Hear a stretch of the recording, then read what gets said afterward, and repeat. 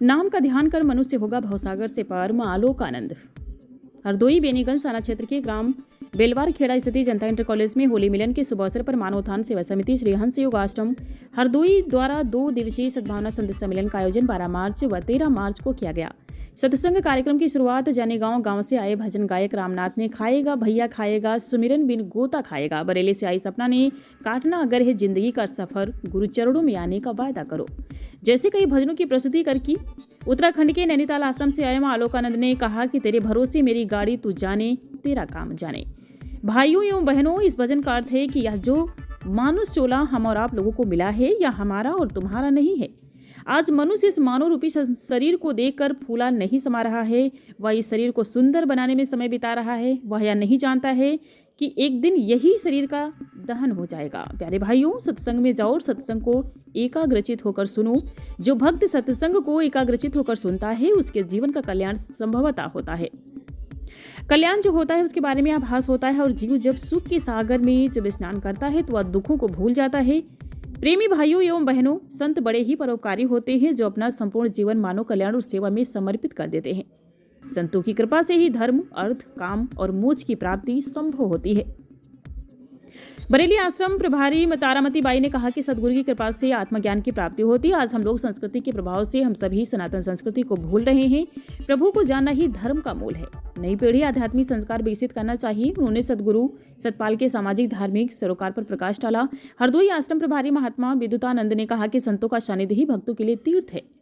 तीर्थों में जाने के बजाय संतों की सेवा करनी चाहिए। साथ ही गंभीराबाई ने कहा कि जीवन की सार्थकता भक्ति की मिठास को प्राप्त करना है। माने राम खिलावन ने भी अपने उद्बोधन में सत्संग के महत्व को समझने के विषय में प्रकाश डाला। इस मौके पर लखनऊ मंडल के मंडल मीडिया प्रभारी शिवम गुप्ता, मानव सेवा दल के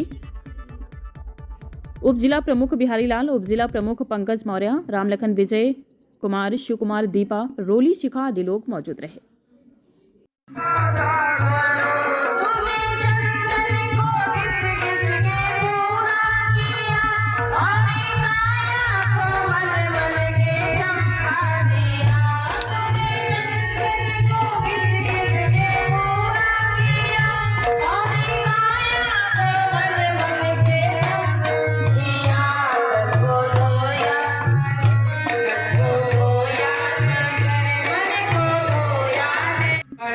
व्यक्ति जब एकाग्रचित होकर के सुनता है तो उसके जीवन में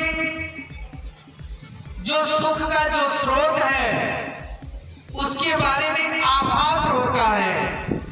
और जब जीव सुख के स्रोत में स्नान जब करता है तो सारे कष्टों को भूल जाता है, परेशानी को भूल जाता है। लेकिन जब मन नहीं लगेगा तो सारी व्यवस्थाएं भी कर दी जाए, सारी सुख सुविधाएं मिल जाए, उसके बावजूद भी जीव अशांत रहता है, परेशान रहता है। संतजन समझाने का प्रयास करते हैं। तो सबसे पहले मैं एक छोटा सा भजन रखूंगा, फिर उसके बाद अपने विचारों को रखूंगा। बोले आनंद कंद भगवान की, साची दरबार की। ऐसे सुस्ती में बोल रहे हैं जैसे लगता है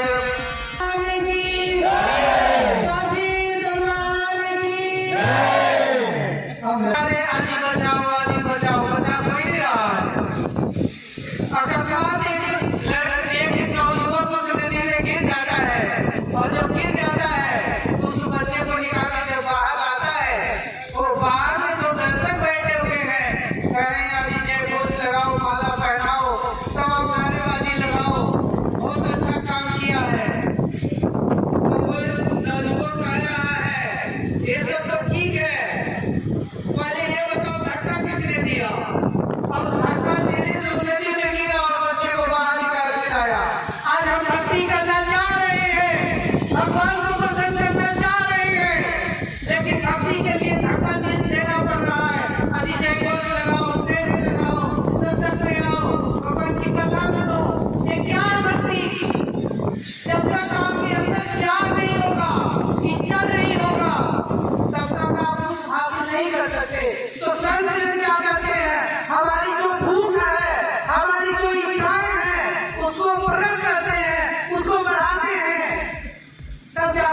कृष्ण की महिमा समझ में आता है। तो एक छोटा सा भजन है।